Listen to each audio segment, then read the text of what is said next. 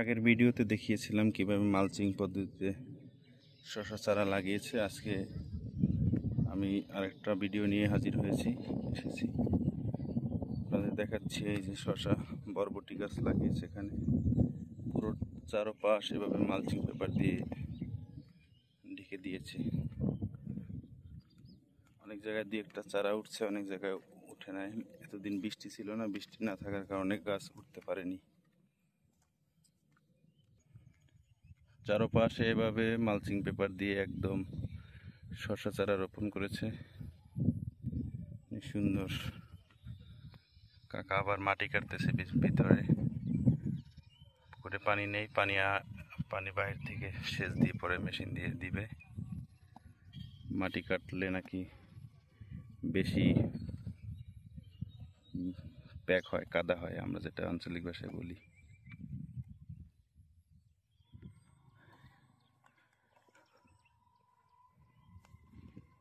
গাছ উঠতেছে, দিয়ে একটা চারা দেখা যাচ্ছে যে উঠছে।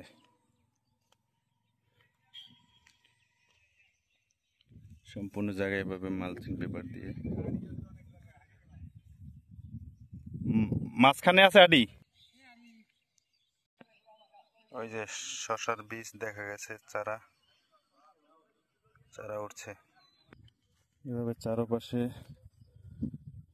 এই পাশে বরবটি চারা লাগিয়েছে।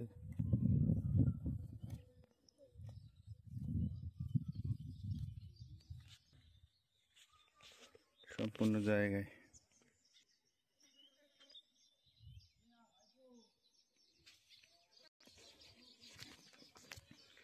একদম চারপাশে ঘুরেয়া শসা বেগুন গাছ লাগিয়েছে আধুনিক পদ্ধতিতে মালচিং পেপার দিয়ে।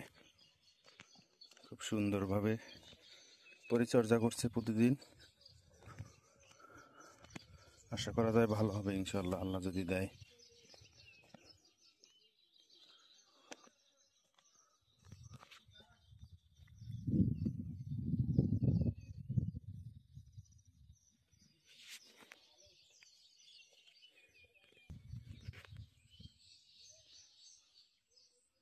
এভাবে সারি সারি করে একদম লাগিয়েছে সুন্দর করে।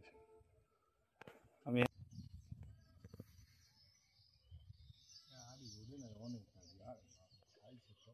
উঠবে, বৃষ্টির জন্য আডি উঠতে পারে না। এখন বৃষ্টি পড়ছে না, এখন উঠবে ভাই।